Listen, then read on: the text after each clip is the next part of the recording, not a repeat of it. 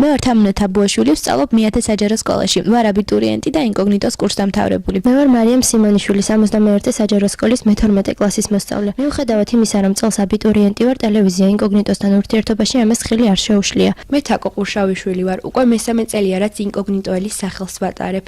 ჩემი ოცნება გავხდე წარმატებული ჟურნალისტი, ინკოგნიტო კი მეხმარება ეს ოცნება რეალობად ვაქციო. გამარჯობა, მე საბა გოგატიშვილი ვარ, 16 წლის, სოფელ კორბოულიდან. ვსწავლობ მე-11 კლასში. ვარ წარმატებული მოსწავლე. ამ წარმატებაში კი მე საბავშვო ტელევიზია ინკოგნიტო დამეხმარა და იქ გატარებული 4 წელიწადი ჩემს ცხოვრებაში ყველაზე შედეგიანი იყო. ამ დროის მანძილზე მქონდა პატივი დავსწრებოდი ისეთ ლექციებს, რომელსაც თუნდაც ნუგზა რუხაძე, ზურა ნიჟარაძე და მაიკო გაბრიჩიძე ატარებდნენ. მე ვარ თიკამ გალობლიშვილი, 15 წლის, ვსწავლობ 53 საჯარო სკოლაში. 2011 წელს დავასრულე სწავლა ტელევიზია ინკოგნიტოში. 4 წლიანი სწავლების შედეგად გადავიღე საკურსო ნაშრომი და ავიღე სერტიფიკატი. მე ვარ მარიამ გურჩიანი, 16 წლის, ვსწავლობ 192 საჯარო სკოლაში. ინკოგნიტოში მოვედი 4 წლის წინ, როცა არც კი ვფიქრობდი, რომ ამ საქმეს ბოლომდე გავყვებოდი.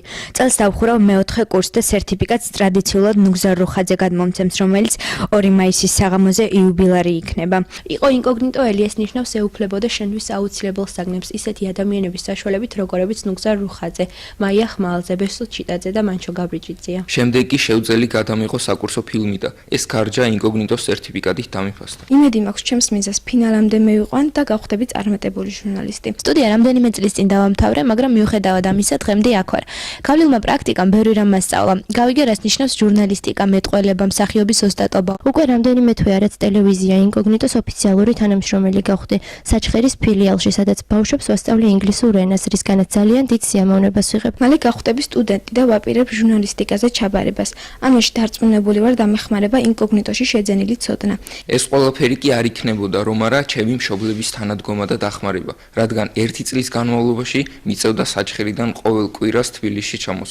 იმ დროის განმავლობაში, რომელიც მე აქ გავატარე, ლექციები მიტარდებოდა უამრავი ლექტორის მიერ. ეს პერიოდი და საერთოდ ტელევიზიასთან დაკავშირებული ყველა მოგონება ჩემთვის ძალიან ძვირფასია. განსაკუთრებით კი ის მეგობრები, რომლებიც აქ შევიძინე.